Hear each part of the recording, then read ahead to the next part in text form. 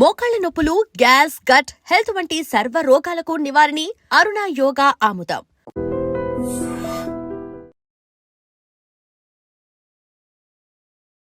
నమస్తే, welcome to iDream media. Diabetes ఇది చిన్న పెద్ద అని తేడా లేకుండా అందరినీ వేధిస్తున్న ప్రధాన సమస్య.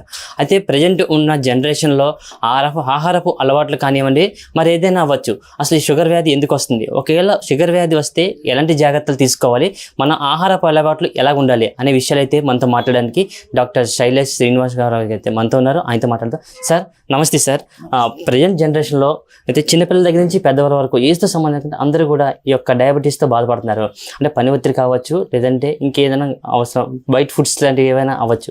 అసలు ఎలాంటి ఫుడ్స్ తీసుకుంటే బాగుంటుంది, అంటే ఎలాంటి జాగ్రత్తలు తీసుకుంటే షుగర్ వ్యాధిని మనం అంతం చేయొచ్చు అంటారు?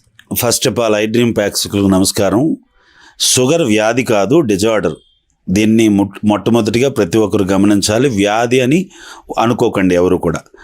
అయితే కరోనా తర్వాత భారతదేశంలో విస్తృతంగా ఈ యొక్క షుగర్కి సంబంధించినటువంటి డిజార్డర్ డయాబెటీస్ పేషెంట్స్ చాలా విపరీతంగా పెరిగారు. దీనికి కారణం కరోనాలో మనం విపరీతమైనటువంటి ఒత్తిడికి గురవడం కానీ, అలాగే మందులు విపరీతంగా వాడడం వల్ల కానీ, కరోనా బారిన పడడం వల్ల కానీ, స్టెరాయిడ్స్ లాంటి మందులు వాడడం వల్ల కానీ, విపరీతంగా ఒత్తిడికి గురవడం వల్ల, లేకపోతే పని ఒత్తిడి, నిద్రలేమి లాంటి కారణాలు, ఊబకాయం, సరైనటువంటి జీవన శైలి అంటే ఆహారపు అలవాట్లు సరిగ్గా లేకపోవడం వల్ల ఈ డిజార్డర్ అనేది, ఈ డయాబెటీస్ అనేది వస్తుంది. ఈ డయాబెటీస్ని నిరోధించడానికి మందులు ఒకటే మార్గం కాదు. మన జీవన విధానం మార్చుకోగలిగితే, సరైనటువంటి ఆహారపు అలవాట్లు, క్వాలిటీ స్లీప్, వ్యాయామం చేయడం, ఏదైతే కార్బోహైడ్రేట్స్ ఉన్నటువంటి ఆహారాన్ని తగ్గించుకొని మంచి ఆహారాన్ని, ప్రోటీన్ డైట్ని, ఫైబర్ డైట్ని మనం తీసుకోవడం వల్ల ఈ డయాబెటీస్ డిజార్డర్ని తగ్గించవచ్చు అనేది నా యొక్క మనవి. ముఖ్యంగా డయాబెటీస్ ఉందా లేదా అనేది పక్కన పెడితే, మొట్టమొదటిగా ఆహారపు అలవాట్లు, లైఫ్ స్టైల్ని ఖచ్చితంగా ప్రతి ఒక్కరు కూడా క్వాలిటీగా మార్చుకోవాలి. నేటి దినాల్లో సాఫ్ట్వేర్ ఉద్యోగాలు కానీ, ఎండలోకి వెళ్లకుండా ఇంటి లోపలే ఎయిర్ కండిషన్లో పనిచేయడం వల్ల కూడా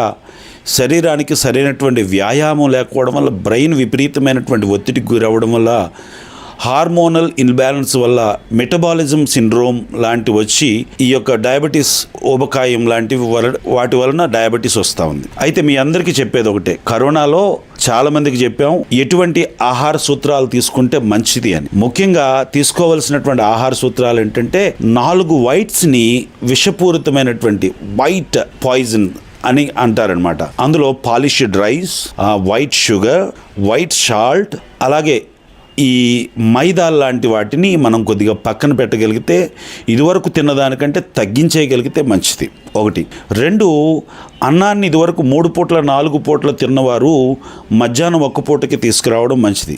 3, ప్రతి ఒక్కరు కూడా అన్నాన్ని తినకపోతే ఇడ్లీ తినొచ్చా అని మాట్లాడుతున్నారు. ఇడ్లీ ఏంటి, అన్నం ఏంటి, 2 ఒకటే కదా. పిండి పదార్థాలను, కార్బోహైడ్రేట్స్ని మనం వీలైనంత వరకు తగ్గించాలి. మార్కెట్లో దొరికే అన్ని కూరగాయలను కూడా తినొచ్చండి. ఈవెన్ చిలకడ దుంపల గురించి ఒక టాపిక్ వచ్చింది ఇంతకుముందు, చిలకడ దుంపలు తినకూడదా అని. ఈజీగా నెలలో 4 సార్లు చిలకడ దుంపలు తిన్నా పర్వాలేదు, ఉడకబెట్టుకొని చక్కగా తినండి. అది కూడా ఏదైనా ఒకవేళ కార్బోహైడ్రేట్స్, పిండి పదార్థం తినాల్సి వస్తే పగలు మాత్రమే తినండి, రాత్రులు తినొద్దనేది నా యొక్క మనవి. మార్కెట్లో దొరికే ఆకుకూరలు అన్నీ కూడా సలాడ్ లాగా చేసుకొని తినడం, కిచిడీ లాగా చేసుకొని తినడం చాలా మంచిది. బోర్ కొట్టకుండా రోజు చపాతీ, చుక్కా రోటీ కాకుండా రోజుకొక మంచిదాన్ని మారుస్తూ మంచి ఆహార పదార్థాలను, ప్రోటీన్ డైట్ని తీసుకోండి. ప్రతి ఒక్కరు కూడా తేలికగా, చవకగా దొరికే ప్రోటీన్, మంచి ప్రోటీన్ ఇచ్చే ఆహారం ఏదైనా ఉందంటే అది గుడ్డు. ప్రతిరోజు కూడా ప్రతి ఒక్కరు కూడా పొద్దున్న విధిగా మంచినీళ్ళు ఒక 1/2 లీటర్ తాగిన తర్వాత, వ్యాయామం చేసిన తర్వాత 2 గుడ్లను ప్రతి ఒక్కరు తినండి. అదే బ్రేక్ఫాస్ట్ కింద సరిపెట్టుకొని మధ్యాహ్నం వరకు దాన్ని బ్యాలెన్స్ చేసుకోగలిగితే డయాబెటీస్ మీరు మందులు వాడకుండానే దానంతట అది కింద తగ్గిపోతుంది. అంతేకాకుండా ఆకుకూరలు, కూరగాయలు, గ్రీన్ లీఫీ వెజిటేబుల్స్ని బాగా జ్యూసులాగా చేసుకొని, సూప్స్ లాగా చేసుకొని, జ్యూసెస్ లాగా చేసుకొని తాగొచ్చు. ప్రతి ఒక్కరికి తెలియచేసే మరొక మనం ఏంటంటే, ప్రతి ఒక్కరు కూడా ప్రతిరోజు వ్యాయామం అయిన తర్వాత అవకాశం ఉన్నటువంటి ప్రతి ఒక్కరూ, ఫ్యామిలీలో 4 ఉన్నారనుకోండి, ఒక 4 గ్లాసులు జ్యూస్ వచ్చేటట్టుగా, ఒక బూడిద గుమ్మడికాయ ఒక ముక్క, ఆనపకాయ, అలాగే క్యారెట్, బీట్రూట్, లాంటివి జ్యూస్ లాగా చేసుకొని 4 గ్లాసులు ఇంట్లో వారు నలుగురు తాగగలిగితే డయాబెటీస్ మందులు వాడకుండానే తగ్గిపోతుంది. అలాగే మీ దైనందినటువంటి జీవితంలో ఖచ్చితంగా క్వాలిటీ స్లీప్ మాత్రం, నిద్ర మాత్రం కంపల్సరీ. ఒక మాట మీ అందరికీ తెలియజేస్తూ ఉన్నాను, డయాబెటీస్ ఉన్నవారు ప్రతి ఒక్కరు గమనించండి. మీరు ఆ రోజు రాత్రి నిద్రపోకుండా షుగర్ చెక్ చేయండి, అది 100 మీదకి వెళ్ళిపోద్ది. సరైన నిద్రపోండి, మీరు ఏ ట్యాబ్లెట్ వాడకుండానే డయాబెటీస్ కిందకు వస్తుంది.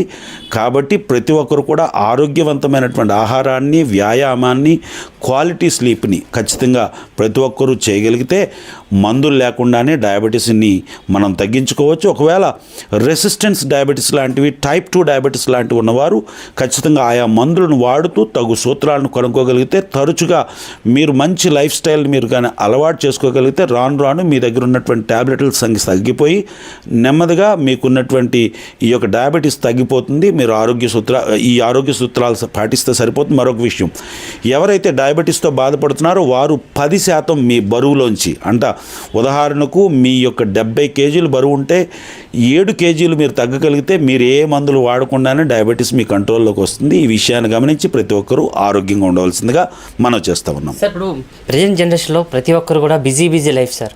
సో మీరు చెప్పినట్టు ఇంట్లో వండుకోలేక తినకపోయినా అవుట్ సైడ్ ఫుడ్స్, జంక్ ఫుడ్స్కి ఎక్కువగా అలవాటు పడుతుంటారు. అంటే చిన్నవాళ్ళ దగ్గర నుంచి పెద్దవాళ్ళ దగ్గర. సో ఇలా అవుట్ సైడ్ ఫుడ్స్ తిన్న వాళ్ళు ఏమైనా డయాబెటీస్ లాంటిది వచ్చే అవకాశం ఉంటుందా సార్? ఎస్, నేనేమంటున్నానంటే బయట వ్యాపారాలు చేసుకునే వారిని తప్పు పట్టాలని నేను మాట్లాడటం లేదు. కోవిడ్ తర్వాత ఆరోగ్య సూత్రాలు పెరిగాయనే కంటే బయట భోజనాన్ని, బయట ఫాస్ట్ ఫుడ్స్ని, బయట రెస్టారెంట్స్లో భోజనం చేయడం అనేది ఫ్యామిలీస్ ఎందుకు అలవాటు చేసుకున్నారు. అది ఫ్యామిలీలో బిజీ లైఫ్ కావచ్చు, వండలేనటువంటి పరిస్థితులు కావచ్చు, భార్య భర్తలు ఇద్దరు పనికి వెళ్ళడం, ఇంట్లో వాళ్ళందరూ ఉద్యోగానికి వెళ్ళడం వల్ల కావచ్చు. నేనేమంటున్నానంటే వీలైనంత వరకు బయట దొరికే ఫాస్ట్ ఫుడ్స్ని, ప్రాసెస్డ్ ఫుడ్ని మనం అవాయిడ్ చేయడం మంచిది. లైక్ ఈ పానీపూరీలు, ఈ పకోడీలు లాంటివి, ఈ యొక్క ఏవైతే ఈ పిజ్జా, ఈ నూడిల్స్ లాంటివి, ఈ బ్రెడ్తో తయారు చేసే ప్రాసెస్డ్ ఫుడ్, ఈ డైరీ ప్రొడక్ట్స్, ఈ బేకరీ ప్రొడక్ట్స్ని, మిల్క్ ప్రొడక్ట్స్ని కూడా బయట నుంచి తీసుకోకపోవడం మంచిది. కేక్స్ లాంటివి ఇవన్నీ కూడా అత్యంత ప్రమాదకరం. KFC కూడా ప్రమాదకరమే అంటున్నాను, సారీ నన్ను క్షమించాలి. అప్పుడప్పుడు తినడం తప్పులేదు, కానీ రెగ్యులర్గా అవి తీసుకోవడం వల్ల మీకు ఎంతో కొంత ఆయిల్ సంబంధించినటువంటి సమస్యలు మీకు వస్తాయి. ఎందుకంటే వారు ఆయిల్లో ఎప్పటికప్పుడు మార్చరు కదా, వారు వ్యాపారం చేసుకుంటారు, దాంట్లోనే పదే దాన్ని ఉడికించడం, వేపడం లాంటివి చేస్తూ ఉంటారు. కాబట్టి ఆ ఆయిల్ మరిగి మీకు ప్రాణాంతకంగా ఉంటుంది.